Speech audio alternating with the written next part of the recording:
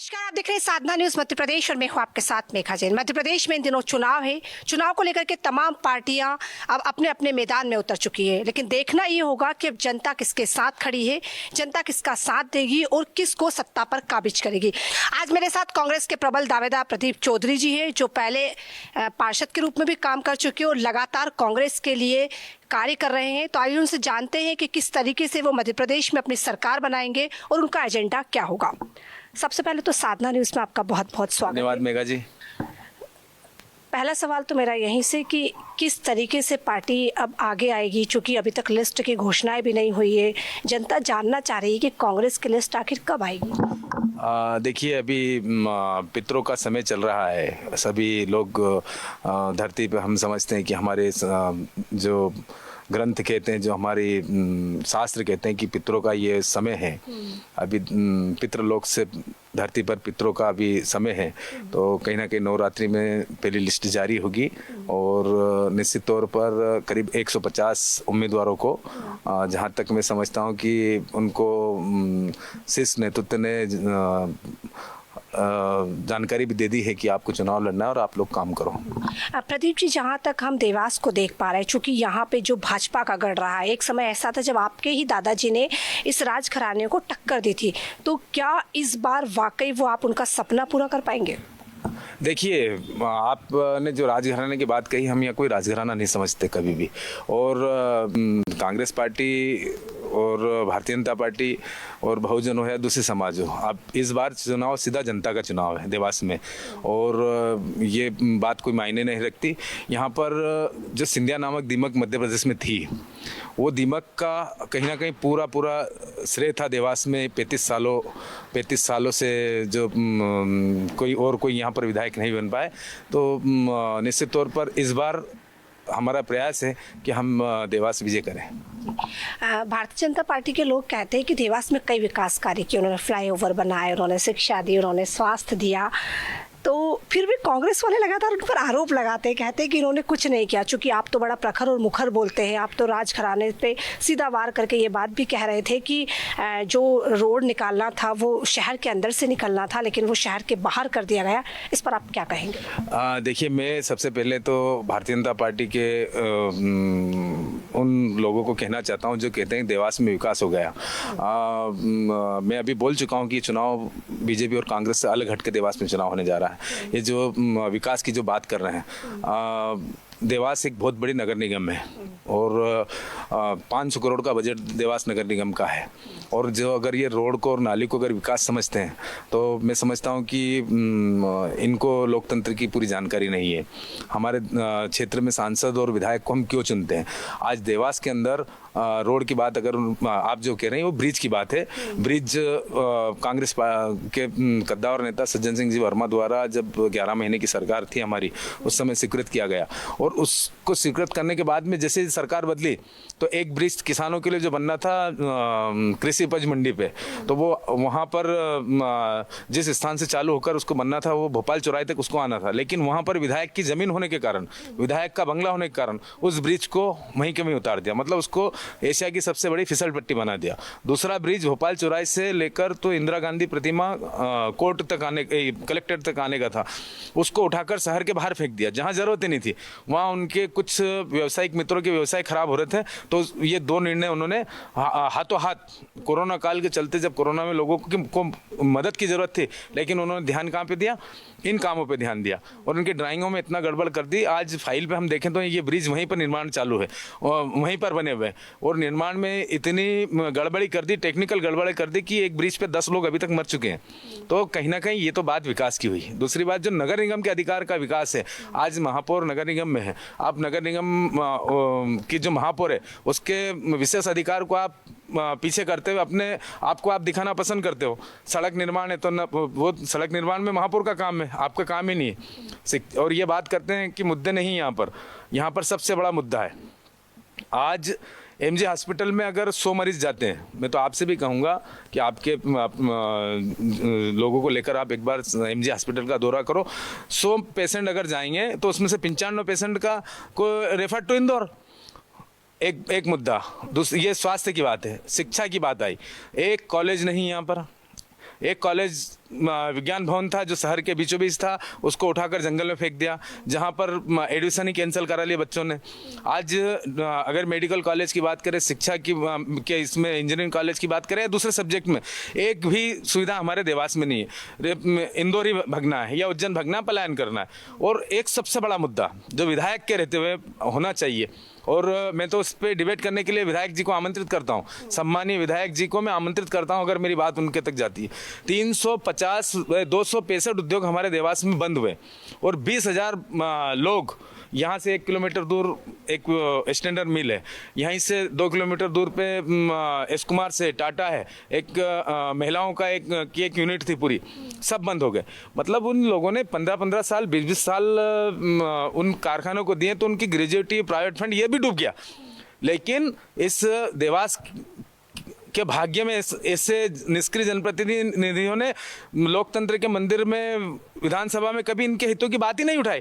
एक बार बात अगर कर लेते कि ये हमारे ये जो 20,000 परिवार बेरोजगार हुए हैं, इनके रोजगार की व्यवस्था क्या होगी और इनके प्राइवेट फंड की बात क्या होगी। नरेंद्र मोदी जी बड़े बड़े इंडस्ट्रीजों के कर्जे माफ़ कर रहे हैं हजारों करोड़ों में, और ये तो सैकड़ों हजार करोड़ की बात थी। सरकार चाहती, और ये अगर विधायक अगर आवाज़ उठाते तो आज कम से कम उन लोगों को प्राइवेट फंड तो मिलता। आज सब लोग बेरोजगार होने के बाद में जो पैसा था वो भी डूब गया। तो मुद्दे देवास में ये क्या बरगलाने वाले मुद्दे बनाते हैं कि जनता का ध्यान हटाने वाली बात करते हैं। पहली बार चुनाव के अंदर देवास में मुख्य मुद्दे आएंगे और पहली बार जनता में आ गए हैं। आज सोशल मीडिया पर मैं देवास के उन युवाओं का धन्यवाद देना चाहता हूं, उन वरिष्ठों का धन्यवाद देना चाहता हूं, उन जो युवा देवास को अच्छा देखना चाहते हैं, और उन वरिष्ठों का धन्यवाद देना चाहता हूं जो अपनी आने वाली पीढ़ी को अच्छा देवास देना चाहते हैं। आज मुखर होकर आवाज़ उठा रहे और कदम के साथ कदम मिलाकर लड़ाई लड़ने के लिए तैयार है। बहुत अच्छी बात है, आप ये कह रहे हैं विकास नहीं है, पर बीजेपी अपना अलग एजेंडा चला रही है, कांग्रेस अपनी अलग बात कर रही है। लेकिन इसी के बीच में अभी कुछ दिनों पहले ही आपकी एक यात्रा निकली, जिसमें बुक ऑफ रिकॉर्ड्स में देख रही हूँ, इनक्रेडिबल बुक ऑफ रिकॉर्ड्स में आपका नाम आ चुका है। तो लाखों की संख्या में वहाँ पर लोग थे। तो अब आपको क्या उम्मीद है इस बार की देवास में एक बार फिर से जनता कांग्रेस को देखना चाहती है? देखिए, मेरा राजनीतिक करने का तरीका दूसरा है। मैं सेवा के लिए राजनीति करता हूं, और मैं जब पार्षद भी था तो मेरे वार्ड में 5,000 लोग यहाँ पर निवास करते थे। जिस दिन मैं चुनाव लड़ा, चुनाव लड़ने के दिन जिस दिन रिजल्ट आया, उस दिन शाम को मैंने 5 बजे घोषणा कर दी थी कि मेरे वार्ड में 5,000 लोग हैं। मेरे सामने भी जो आदमी चुनाव लड़ा है वो भी मैं भी उसका प्रतिनिधि हूँ। तो उसके बाद में मेरे आंखों के सामने कभी चश्मा नहीं रहता है कि ये भारतीय जनता पार्टी है, कांग्रेस की पार्टी है। और कांवड़ यात्रा की बात रही, ये एक धार्मिक आयोजन था, और धार्मिक आयोजन में हम लगातार सतत बहुत दिनों से इसमें लगे हुए हैं। 5-6 वर्ष था, कोरोना काल के कारण 2 वर्ष 3 वर्ष हमारे कम संख्या में हुए। इस बार बहुत अपार जनसमूह आया, और अपार जनसमूह आया तो इसमें मैं सीधा भगवान सिद्धिविनायक को प्रणाम करके उनका धन्यवाद करना चाहता हूं कि यात्रा में उनके आशीर्वाद से इतने सारे लोग सहभागी बने, इतनी महिलाएं, इतने पुरुष, और एक विगम दृश्य जो देवास ने देखा, जिसको देवास के साथ साथ सोशल मीडिया के माध्यम से, आप जैसे मीडिया के कैमरों के माध्यम से पूरे देश ने देखा, और एक आज वो रिकॉर्ड बना, एक अनुशासित यात्रा और एक अनुशासित धर्म की महागंगा बही देवास के अंदर। और निश्चित तौर पर इसको मैं राजनीति में नहीं लेता, ये एक मेरा धर्म का काम है, और ये मेरा निजी मामला है। प्रदीप जी, जिस तरीके से हम देख पा रहे थे कि आपने कोरोना काल में भी लंबे समय काम किया, जनता के बीच गए आप, और जहाँ तक हम जब जनता से बात करते हुए कहते हैं आपने एक एम्बुलेंस भी दी है। खास करके ये काम तो जनप्रतिनिधियों का होता है, लेकिन चूंकि आप तो लगातार जनता की सेवा कर रहे थे, तो आपको उम्मीद है इस बार जनता से? क्या देख रहे हैं आप मध्य प्रदेश में, देवास में? देखिए, मैं तो देवास की बात करता हूँ। मैंने आपके इंटरव्यू के पहले भी देवास की बात करी। मध्य प्रदेश की जनता, मुख्यमंत्री कमलनाथ जी 2018 में बने थे, और जनता ने ही मैंडेट उनको दिया था। अब वो जनता के साथ छलावा शिवराज सिंह चौहान ने किया, सरकार को खरीद बिक्री करके सरकार में आ गए, तो उसका जनता, मध्य प्रदेश की जनता जवाब जरूर देगी। एक बात हो गई। रही बात देवास की, देवास में देखिए, मैं एक जनप्रतिनिधि होने के नाते अगर मैंने सेवा का संकल्प लिया, तो मेरे लिए जनप्रतिनिधि मेरा होने के नाते जनता मेरी भगवान है, और ये मेरा व्यक्तिगत मेरी सोच है, व्यक्तिगत मेरे पिताजी और मेरे दादाजी और मेरे परिवार ने जो मुझे संस्कार दिए कि मैं किसी को भूखा नहीं देख सकता, मैं किसी को रोता नहीं देख सकता। तो उस कोरोना काल के समय हमने करीब करीब हमारे देवास बाईपास पे अन्य प्रांतों से आने वाले लोगों को करीब करीब 10 लाख लोग यहाँ से भोजन करके गए। जिनके पास चप्पलें नहीं थी उनको चप्पलों का इंतजाम हुआ, दवाई गोली यहाँ तक कि गाड़ियों का भी इंतजाम करके उनको वहाँ पर भेजा। और एम्बुलेंस की बात रही तो हम जब सरकारी हॉस्पिटल में दूसरे राउंड में जब कोरोना में लोग मर रहे थे उस समय हम खाना देने के लिए मैं, मेरा पुत्र और मेरा एक पुत्र जैसा एक बेटा और है, वो हम सब लोग मिलकर हम जाते थे। हमने देखा कि यहाँ पर लोग कंधे पे उठाकर लाशों को लेके जा रहे हैं। तत्परता में मेरे पास पैसे का इंतजाम नहीं था। मैंने ये सोचकर, देखो होता क्या है, कोई मैं इतना धनंजय नहीं हूँ ना, मैं किसी को चिढ़ाने की बात थी। मैंने वो कदम इसके लिए उठाया था कि आज मेरे को देखकर जो जनप्रतिनिधि यहाँ पर राजनीति के माध्यम से अमीर हुए हैं या जो अपने आप को राजा महाराजा कहते हैं वो सड़क पे उतरेंगे। भाई मैं तो छोटी सी शुरुआत कर सकता हूँ। तो मैंने वो शुरुआत एक एम्बुलेंस के माध्यम से की थी कि इसको देखकर ये लोग भी सक्रिय होंगे, लेकिन कोई फर्क नहीं पड़ा। और वो हमारे भाव उसमें हम इसके लिए अपने आत्मा को अच्छा लगता है कि हमने शुरुआत की और हम पीछे नहीं हटे, हम डटकर मुकाबला किया। ये भी बात चली थी उस समय कि जितने हमारे जजेस थे यहाँ पर कोर्ट में, देवास कोर्ट में, वो सभी लोग भी उस समय कोरोना काल में पूरे राउंड यहाँ लिए। उन्होंने बहुत सारे वीडियो भेजे। उन्होंने शीर्ष कोर्ट को, भारत के उच्चतम न्यायालय को के मजिस्ट्रेटों को यहाँ से वो सारी चीज़ें भेजी। उन लोगों ने सरकार से पूछा कि ये सिद्धि विनायक संस्था कौन है और प्रदीप चौधरी कौन है, इनको तो अवार्ड होना चाहिए, तो राष्ट्रपति अवार्ड होना चाहिए, वहाँ तक बात पहुँची। लेकिन चूंकि मैं कांग्रेस का कार्यकर्ता था तो यहाँ सरकार भारतीय जनता पार्टी की थी, तो उस फाइल को ही आगे नहीं बढ़ने दिया।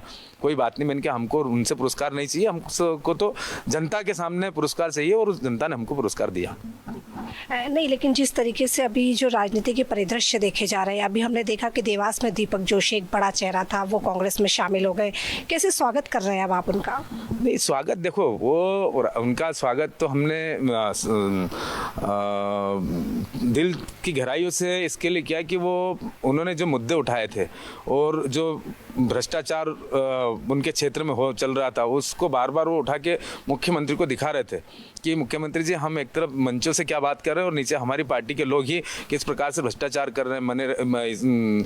आप जो प्रधानमंत्री आवास में या और भी कई योजनाओं में बहुत सारे भ्रष्टाचार उन लोगों ने किए, उनको उनने उजागर किया, तो मुख्यमंत्री जी ने उनको बिल्कुल मक्खी की तरह अलग ही रख दिया।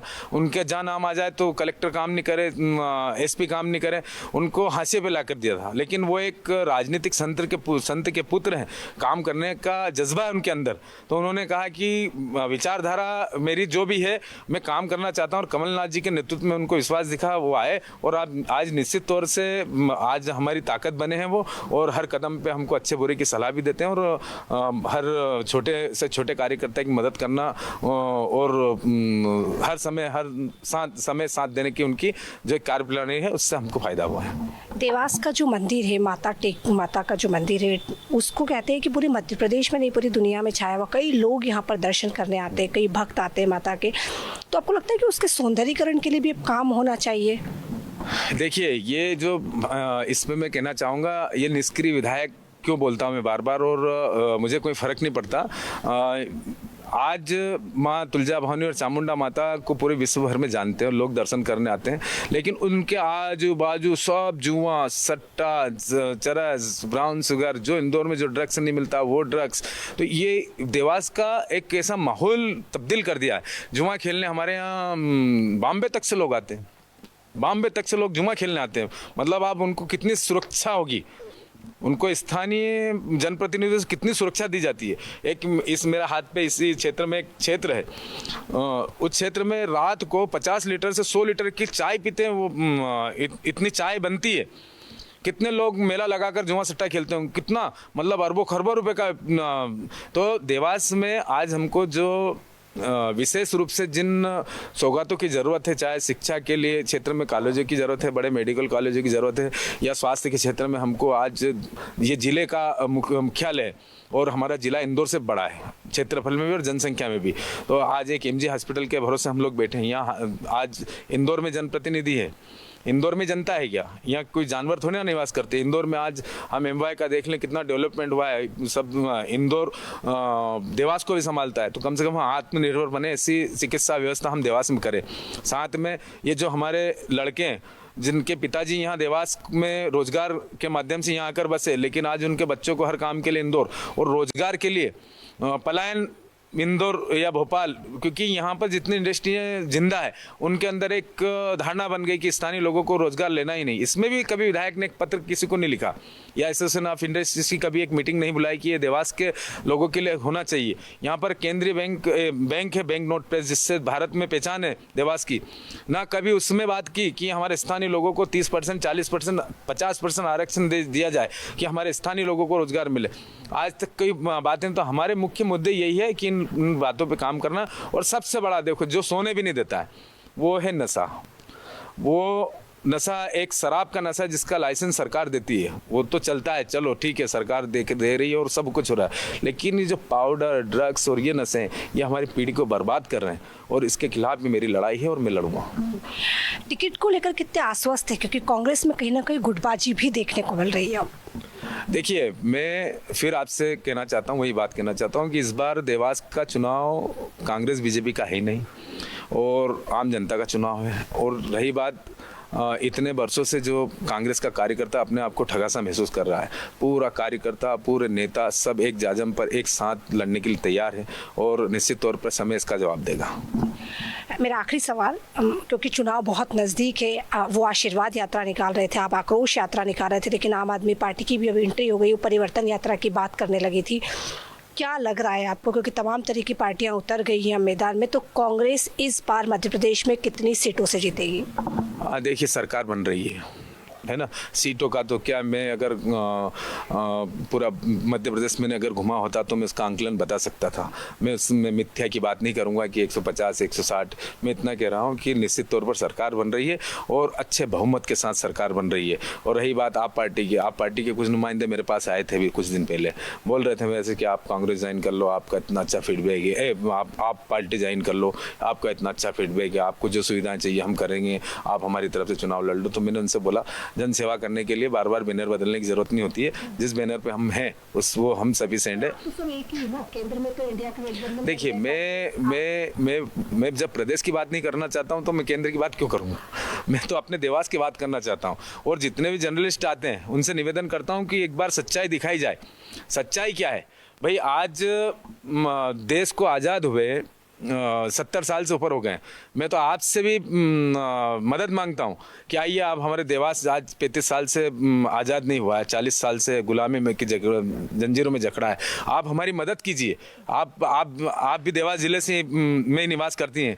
मैं तो आपसे बोलता हूं कि आइए, आप भी देवास में हमारी मदद कीजिए और हम देवास को आज़ाद कराइए। बहुत बहुत धन्यवाद प्रदीप जी। तो आप सुन रहे थे प्रदीप जी को, वो कह रहे थे कि नशे में लिप्त है देवास, बेरोजगारी का आलम ये है कि यहाँ पर लोगों को इंदौर जाना पड़ता है, रोजगार नहीं है, शिक्षा नहीं है, स्वास्थ्य नहीं है।